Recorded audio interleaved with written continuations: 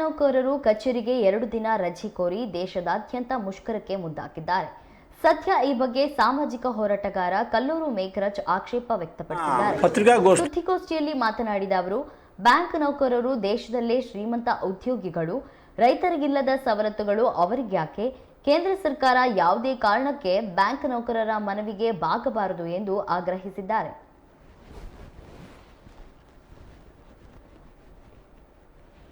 ದೇಶಾದ್ಯಂತ ಮುಷ್ಕರವನ್ನು ಮಾಡಿದ್ದಾರೆ.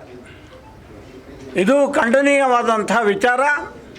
ಈಗಾಗಲೇ ನಮ್ಮ ದೇಶದಲ್ಲಿ ಬಡವರು, ನಿರ್ಗತಿಕರು, ಹೊಲಗದ್ದೆಗಳಲ್ಲಿ ಕೆಲಸ ಮಾಡ್ತಕ್ಕಂಥ ಕೂಲಿ ಕಾರ್ಮಿಕರು ಇವತ್ತು ಯಾವುದೇ ಸೇವಾ ಬದ್ಧತೆ ಇಲ್ಲದೇ ಇವತ್ತು ಬದುಕು ಸಾಗಿಸ್ತಾ ಇದ್ದಾರೆ. ಈ ಎಲ್ಲ ಸೇವಾ ಭದ್ರತೆ ಇರ್ತಕ್ಕಂಥ ಬ್ಯಾಂಕ್ನವರು ತಿಂಗಳಿಗೆ ಹ್ಯಾಂಡ್ಸಮ್ ಸಹ ಸಂಬಳವನ್ನು ಪಡೀತಿರಕ್ಕಂಥ ಬ್ಯಾಂಕ್ ನೌಕರರು ಸೇವಾ ಭದ್ರತೆ ಇದೆ. ಪ್ರತಿ ವರ್ಷ ಅವರಿಗೆ ವಾರ್ಷಿಕ ಇನ್ಕ್ರಿಮೆಂಟ್ ಇರುತ್ತೆ. ಅವರೇನಾದರೂ ಮೃತರಾದರೆ ಅವರ ಅವಲಂಬಿತರಿಗೆ ಅನುಕಂಪದ ಆಧಾರದ ಹುದ್ದೆ ಸಿಗುತ್ತೆ. ಇಷ್ಟೆಲ್ಲ ಭದ್ರತೆ ಇರತಕ್ಕಂಥ ಬ್ಯಾಂಕ್ ನೌಕರರು ಏನು ಕೂಲಿ ಕಾರ್ಮಿಕರಿದ್ದಾರೆ, ಬೀದಿ ವ್ಯಾಪಾರಿಗಳಿದ್ದಾರೆ, ಇವೆಲ್ಲರ ಅಭದ್ರತೆಯ ಜೀವನವನ್ನು ನಡೆಸ್ತಕ್ಕಂಥವರಿಗೆ ನಾವು ಹೋಲಿಕೆ ಮಾಡಿದ್ರೆ ಬ್ಯಾಂಕ್ನವರು ಈ ದೇಶದಲ್ಲಿ ಅತ್ಯಂತ ಶ್ರೀಮಂತ ಉದ್ಯೋಗಿಗಳು ಅಂತ ಇದ್ದಿದೆ. ಅವರು ಕೆಲಸದ ಮಿತಿಯನ್ನು 6 ದಿವಸದ ವರ್ಕಿಂಗ್ ಅವರನ್ನು ಮಿತಿಯನ್ನು 5 ದಿವಸಕ್ಕೆ ಇಳಿಸ್ಬೇಕು ಅಂತ ಹೇಳಿಬಿಟ್ಟು ವಾದ ಮಾಡ್ತಾ ಇದ್ದಾರಲ್ಲ, ಬೇಡಿಕೆ ಇಡ್ತಾ ಇದ್ದಾರಲ್ಲ, ಇದು ಖಂಡನೀಯವಾದ ಬೇಡಿಕೆ. ಕೇಂದ್ರ ಸರ್ಕಾರ ಯಾವುದೇ ಕಾರಣಕ್ಕೂ ಇವ್ರ ಬೇಡಿಕೆಯನ್ನು ಈಡೇರಿಸಬಾರ್ದು.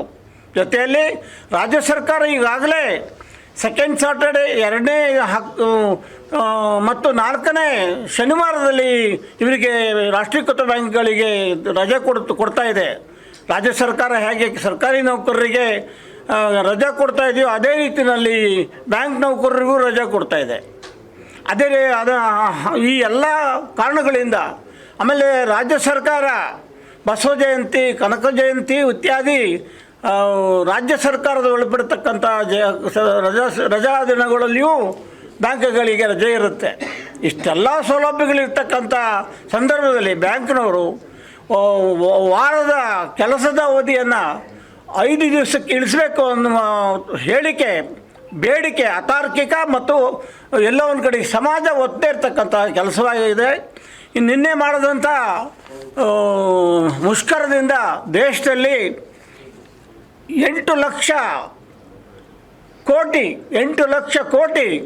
ವ್ಯವಹಾರ ನಿಂತು ಹೋಗಿದೆ. ಚೆಕ್ಗಳನ್ನು ನಗದೀಕರಣ ಆಗಿಲ್ಲ. ಇದು ಒಂದು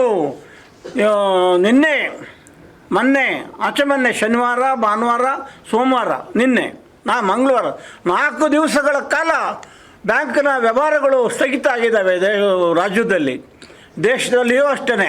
ಈ ಎಲ್ಲ ಕಾರಣಗಳಿಂದ ಬ್ಯಾಂಕ್ನವರು ಅವರೇ ಸ್ವತಃ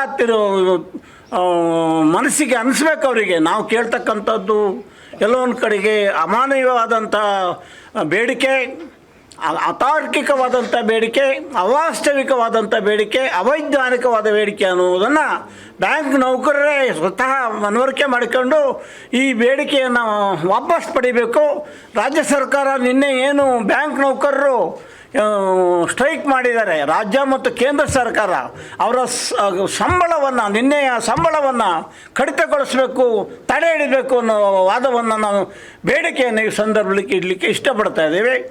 ಯಾವುದೇ ರೀತಿಯಲ್ಲಿ 8 ಲಕ್ಷ ಬ್ಯಾಂಕ್ ನೌಕರರು ಏನು ಸಂಘಟಿತರಾಗಿ ಹೋರಾಟ ಮಾಡ್ತಾ ಇದ್ದಾರೆ. ನಮ್ಮ ರೈತರಿಗೆ, ಕೂಲಿ ಕಾರ್ಮಿಕರಿಗೆ, ಅಸಂಘಟಿತರಿಗೆ, ಯಾರಿಗೂ ಸಂಘಟನೆ ಇಲ್ಲ. ದೇಶವ್ಯಾಪಿ ಇವರಿಗೆ ಸಂಘಟನೆ ಇದೆ.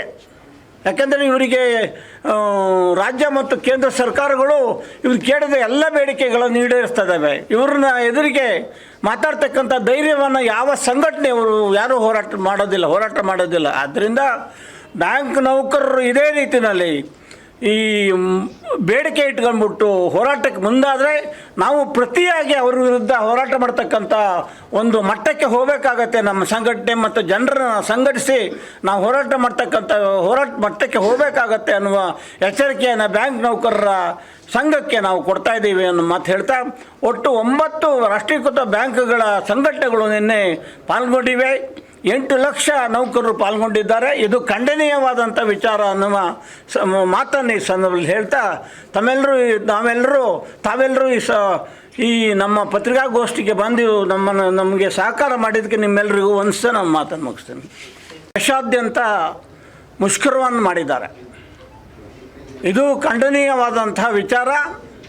ಈಗಾಗಲೇ ನಮ್ಮ ದೇಶದಲ್ಲಿ ಬಡವರು, ನಿರ್ಗತಿಕರು, ಹೊಲಗದ್ದೆಗಳಲ್ಲಿ ಕೆಲಸ ಮಾಡ್ತಕ್ಕಂಥ ಕೂಲಿ ಕಾರ್ಮಿಕರು